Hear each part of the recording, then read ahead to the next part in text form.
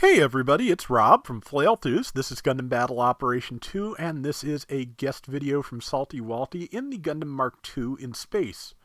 Salty offered this to me because there was team chatter in it, and he doesn't really have the wherewithal to cut that out. So I do, thank you Vegas, and so I happily took it because I don't think I've hosted a Mark II space round yet.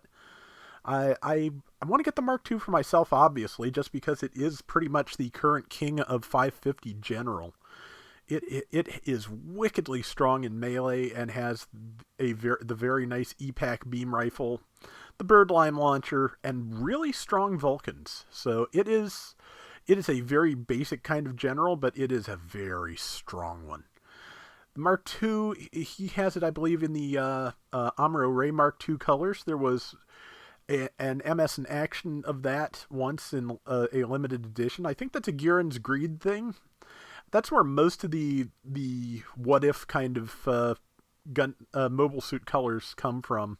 Char's Gundam, Char's Mark II, Titan's original Gundam, things like that are all Gihren's Greed deals, as I recall. Also, Black TriStar Gelgugs, I believe. But yeah, I played the PSP one of those in Japanese once. That is a very difficult game if you do not speak Japanese, because all the commands are in kanji, every single one. So it was a hard game. I would love to see that. I would love to see a new Gihren's Greed now in the era of when everything ends up in English on Steam. I mean, we've got Super Robot Wars and G Generation in English now, finally. Yeah, give me a new Gihren's Greed, please. I'm begging you.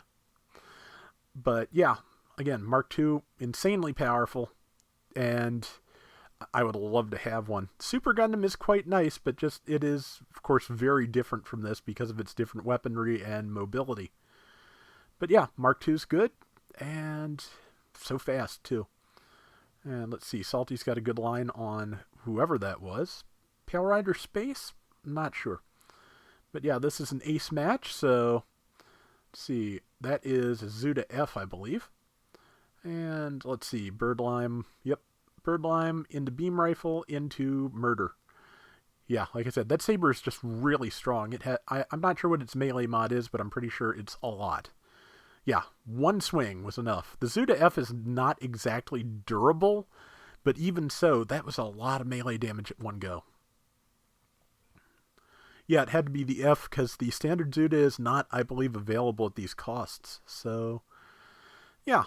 But I was right that there was a Pale Rider Space type about, because that's what finally got Salty. He's got a good lead already, 4,800 to 1,400. It's solid, especially for the pre-Ace mark. I like to re-explain the Ace match rules every so often, especially in the hopes that people will remember them when they're playing with me later, and that I'll remember them myself, which I'm not always great at. But how it works is, at the 3-minute mark, the person on each team with the highest score becomes the ace. They are worth triple points to kill, but everything they kill themselves or every assist they get is worth triple points. So that means that the best strategy is to keep your ace alive and kill the enemy ace as soon as you can.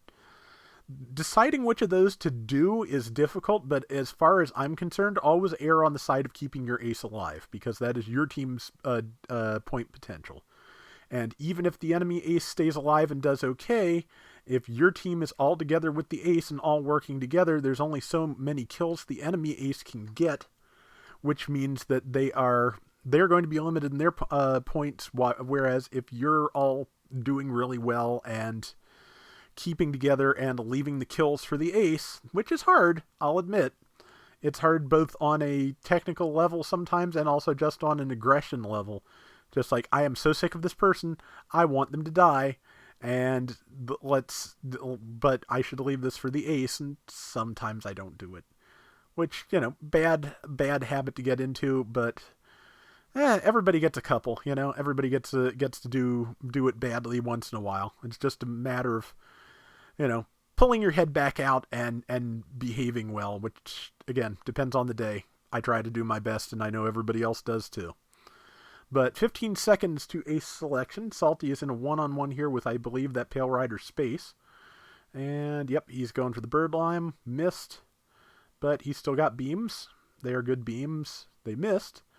And he is, I'm pretty sure, nope, someone else is the ace. I'm surprised, but as much a team score as they've gotten, not totally unexpected. The friendly ace managed to take out the enemy. You saw the kind of damage. Must have been like a third to a half of the enemy ace life bar in one shot, and that's without type advantage, or one slash, I should say. Yeah, Mark II is a melee monster, and a general melee monster is something to behold, especially going up against things like Hyakushiki at 550. Hyakushiki does not have a lot of melee defense, so yeah, Mark IIs can rip them to shreds.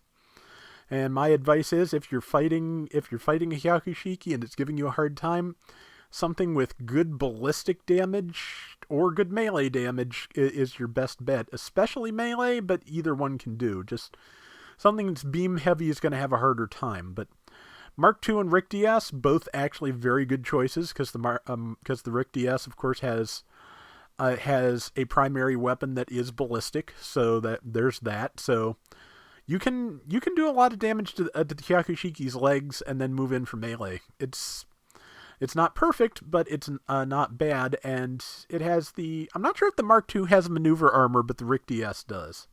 As much else as the Mark II has going for it, would not be surprised. Salty is moving to take point B. This is wise. They need to get some waypoints, because if too many of their team get killed and they're caught... Oh, here comes somebody getting back in his Mark II, because getting that stolen would be a disaster. I'm not sure you can steal mobile suits in Ace Battle. I don't think you can, actually, thinking back. But, let's see, he managed to... don't know if he hit that Striker Kai, but he did manage to kill the pilot there. So, that's one enemy team member who's going to be a little bit getting back in the fight. Let's see, enemy ace is destroyed. They are just running away with this. 18,000 to 4,200. It's amazing. And at that level, there's no real point in saving kills for the ace, in all honesty. You may as well just go for what you can get. And that's a good downswing. 350. Man, somebody is... This could be a 500 or 550 room, but either way, they are just skirting what is possible here. Of course, it could be a private room and unlimited, which is also a possibility. But yeah, that was a good shot. And there's the enemy ace, pretty well isolated, and the entire allied team is pretty well zeroing in on them. And yeah, this is kind of a stomp, but they're terrible to be on the wrong side of, but it's kind of refreshing sometimes to be on the good side of one of those. And yeah, again, just sheer murder with that beam saber. I want one of these. It is the only Zeta mobile suit I do not have yet. I've managed to get every other Zeta suit they have added to the game from the Gym 2 on up, and this is the only one I'm lacking, and I want it. But yeah, really good round. Really solid damage. Heavy, of course, got 114,000 damage, because heavy. 6 kills and 2 deaths. Very nice. Good stuff. And that is going to do it for today's Gundam Battle Operation 2. We will be back soon with more, so till next time, everybody take care and have fun. Later! You will see the tears of time.